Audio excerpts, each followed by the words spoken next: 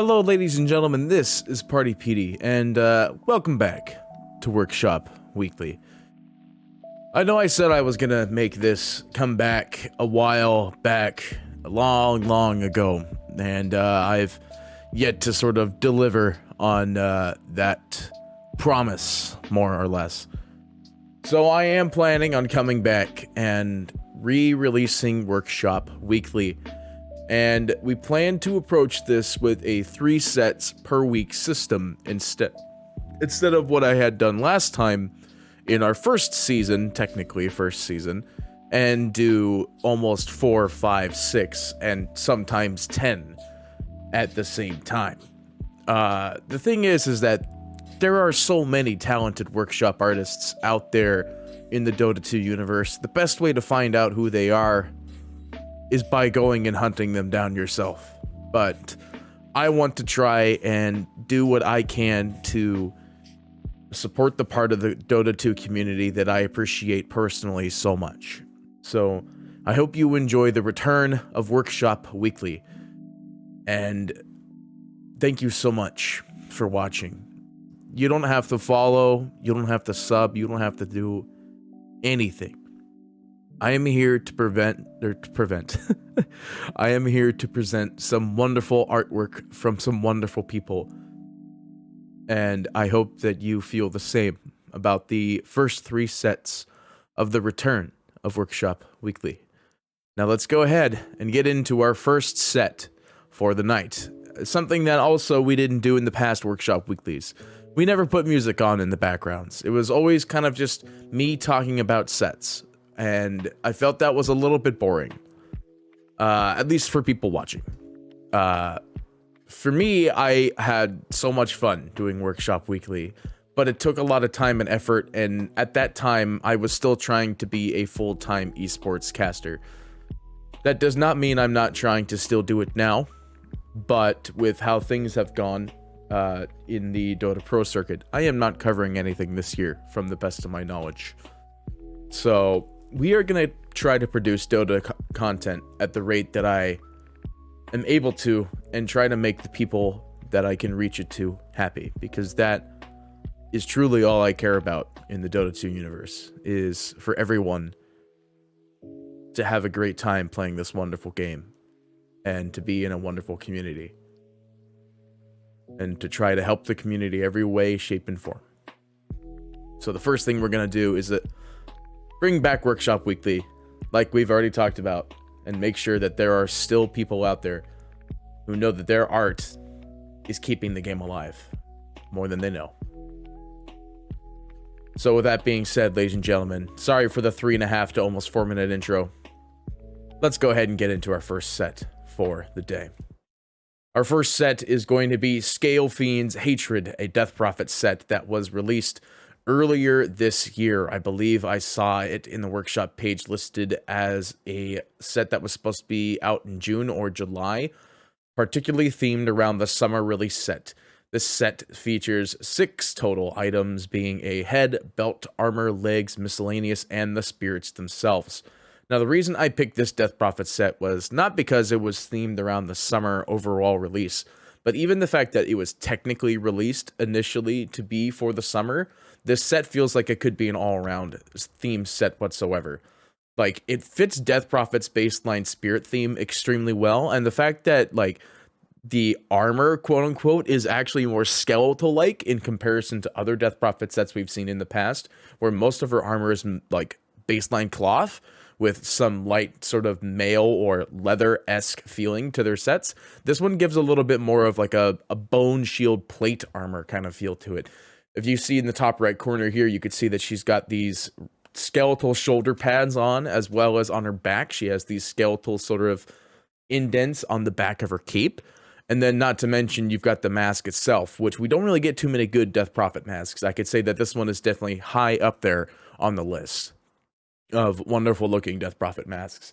This is also something that I feel like this is going to be a set that could be the, all the workshop artists like to call it, the Valve Touch set, that can add a lot more particle effects to the set, because you could already see the emerald green sheen from the in-game view in the middle here that the set already emanates quite an effective glow while in the game. So that's why I feel like this is a very good first set to start off our new series with, because it is a very clean and straightforward set for Death Prophet. It still fits her baseline purple color scheme, on top of the fact that it fits in with her skeletal theme that not a lot of artists touch nowadays. Our next set is going to be something that's a little bit more recent. Now, the International did just happen, but I picked up this one in particular, and it looks like I managed to link the same spell twice here. Let me go ahead and just change this guy real quick here on this Dawnbreaker set here. I thought I released the Q, but it looks like I placed 2 of the W's. There you go. We'll just cover that one up there, like it never happened. So next we have the Celestial Maiden. Now, the reason I picked this set was not because it is made of gold. Obviously, my big thing about all Dota 2 sets and Dota 2 cosmetics is that I love it when there is a gold theme to it. But I picked this mainly because it is one of the first Dawnbreaker sets I've seen be completely released. Now, that's not to say there aren't going to be other Dawnbreaker sets coming in the future, because I know for a fact there are 2 set makers that I have been following very closely, watching their wonderful looking sets for their own Dawnbreaker.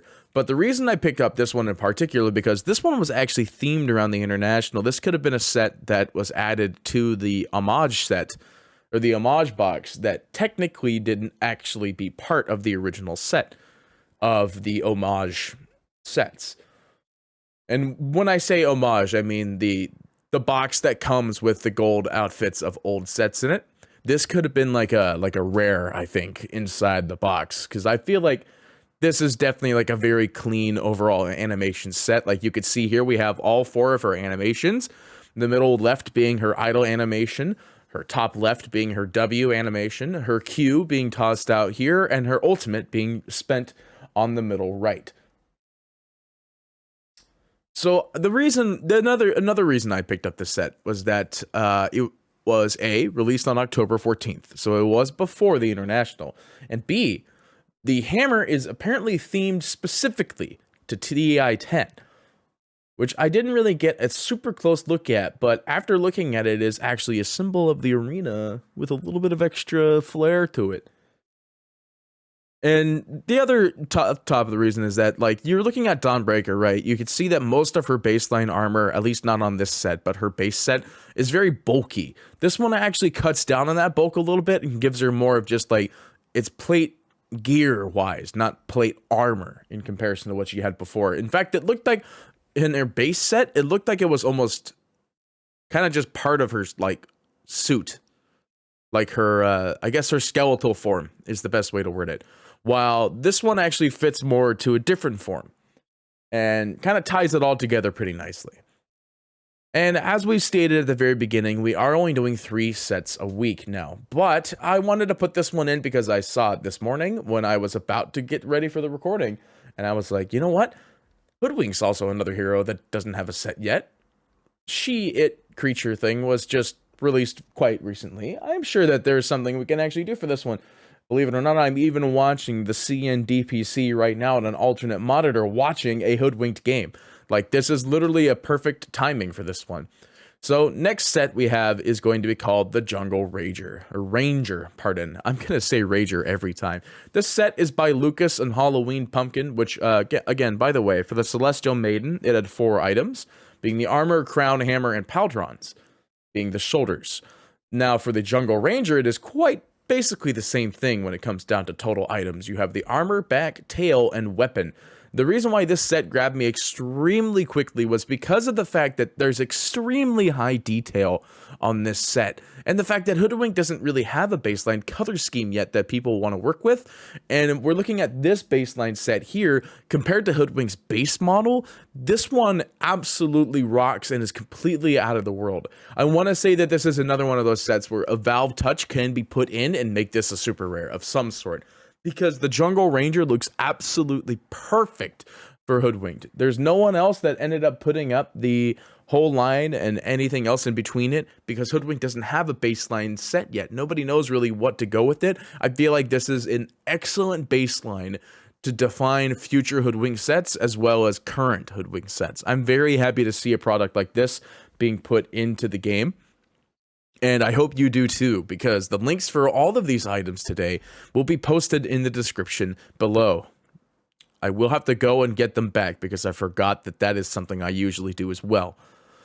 But yeah, I really like this set overall. It has a really good color scheme, and you can see in the top right picture, just barely. I don't know how it's going to look like in post when we send out the recording. I'm sure it's going to look all right.